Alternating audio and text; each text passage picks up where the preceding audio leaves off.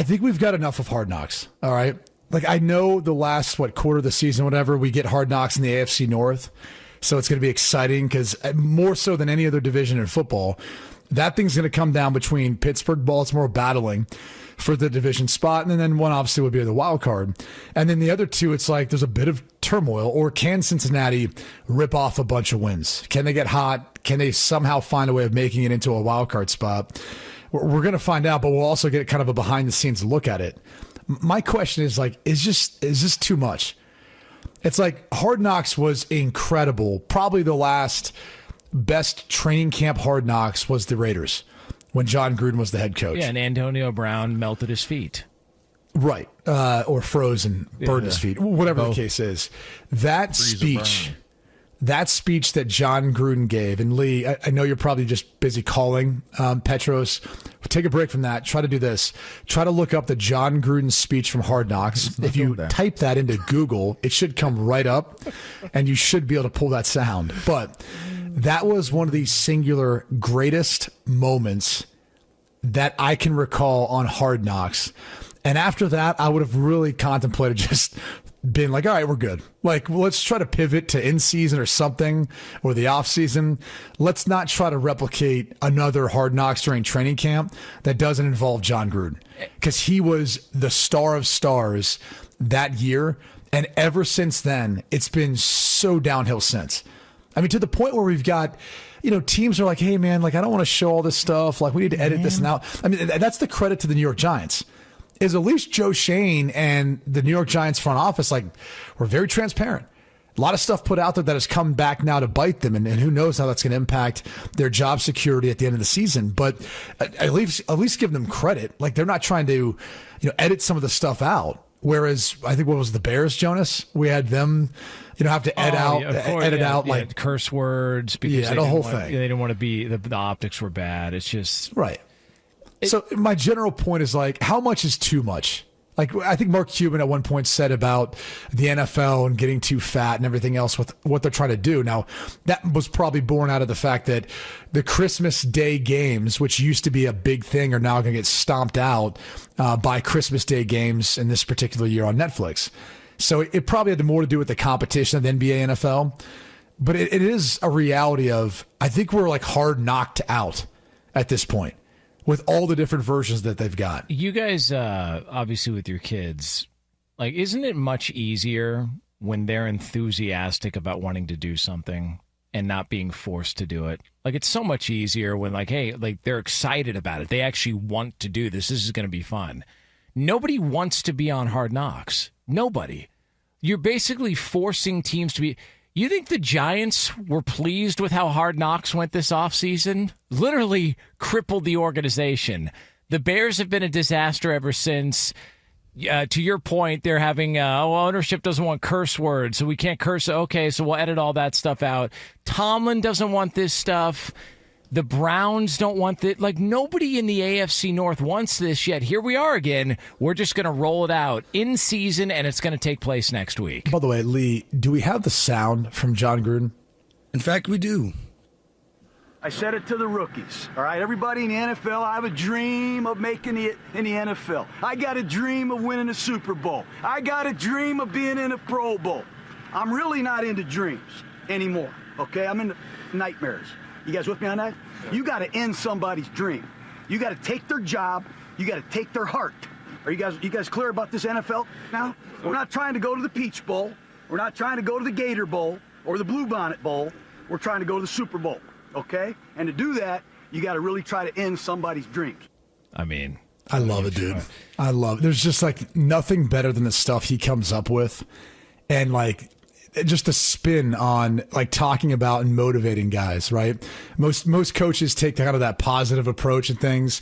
And if they're motivating you out of fear, it's more in a manner in which not that they're a dictator per se, but it's making you fearful of you not holding your spot, you not keeping your job. He's more spinning it towards this idea of haunting someone, man, being their worst nightmare. They wake up every night, every morning thinking about the ass kicking that you just gave them, right? This is my nightmare. Hell yeah. That's something powerful, man. I love it. But again, it's gone downhill since then. The only question I ask is, Could this in-season, end-of-season Hard Knocks jeopardize the job security of, and I guess I'll just point to like Cincinnati and Cleveland because that's where those two teams are at. Like, is this going to be a problem for Kevin Stefanski or even for the front office, depending on how much we see behind the scenes or people involved with it?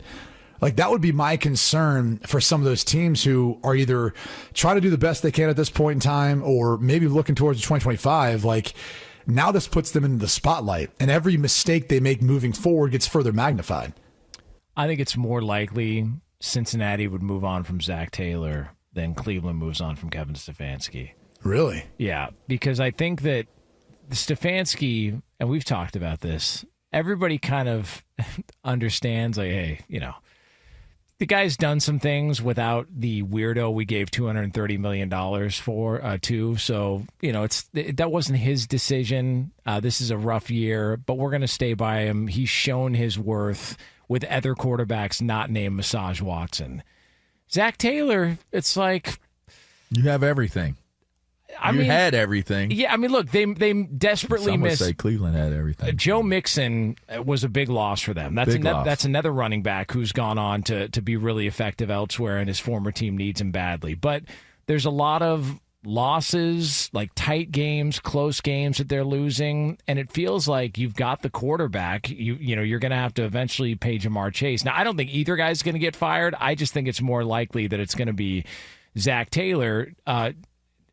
I can't imagine that there's any other movement inside that division. I think the real star of this show is going to be Jameis Winston. That's it. Like, he's the only thing really worth watching. I don't think anybody else inside the AFC North is going to give you anything that you're like, oh, we really needed that, because that's going to tie everything together this year for football for me. Yeah, but it still goes back to, like, okay, we do know what the historical value of Hard Knocks is basically guys making the team, guys getting cut from the team. I'm a content guy. I enjoy content because it does give you it does give you a look behind the scenes. And anytime you have the type of access that, you know, these cameras have with Hard Knocks, it does for fans. I think it does serve a purpose in terms of just entertainment value of seeing something from behind the scenes, regardless of if it's, you know, not as down the lane with some of the things that they maybe have built the brand with. If you're a fan of one of those teams and you're getting an opportunity to get bonus content on what's taking place in a way that is entertaining. Like, for me, I'm a big boxing fan. You know, I'm not a gone boxing fan, but I really like boxing. I love 24/7. That was something that I believe the same people that created, the Hard Knocks. It's the same production group, same production company, I believe. I like that. I like watching leading up to the fight, what that looks like. I don't care if it's them going to McDonald's at 4 a.m. Like, depending on how the content is arranged and how it's presented, I like the one that had the Texans. I thought it was fun watching what J.J. Watt was doing. Like, oh, I'm going to go out. The lights are cutting off, but I'm still doing pass rush moves on the goal posts and stuff like that. I watched Hard Knocks a few times off and on, and I got a feeling like they were trying to garner excitement. I think if they just stick to the idea of the storyline is the storyline. If it's fighting for the AFC North, that's the storyline. What goes into that?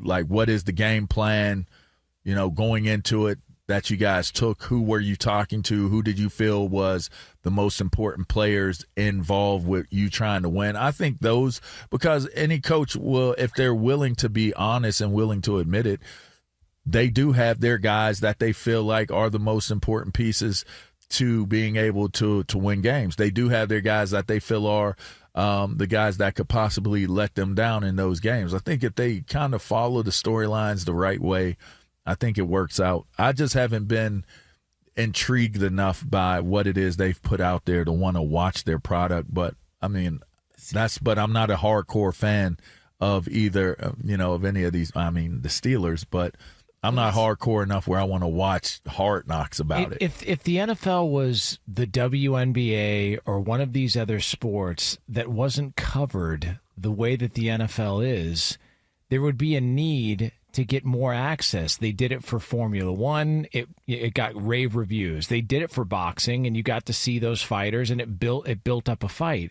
The NFL doesn't need this. It's outgrown Hard Knocks. Nobody cares. Literally nobody. The biggest storyline you get from Hard Knocks is only detrimental to the organization.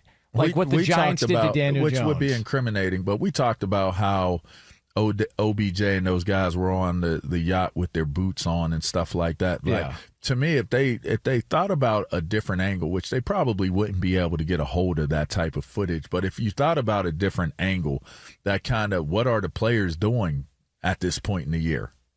Like, everybody ain't going to cryogenic therapy and doing things like LeBron James investing $1 million in their health. Some of these cats is out here living their best lives.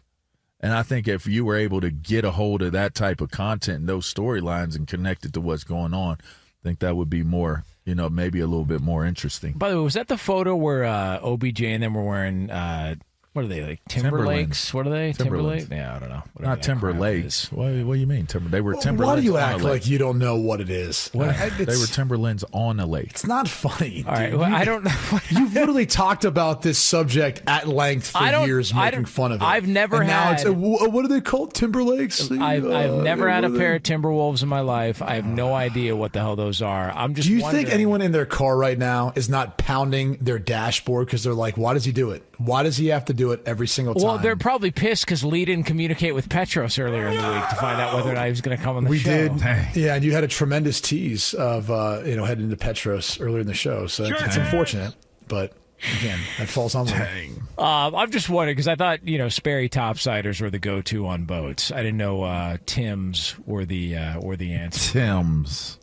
The Giants sure did melt down in that game, and OBJ never heard the end of it.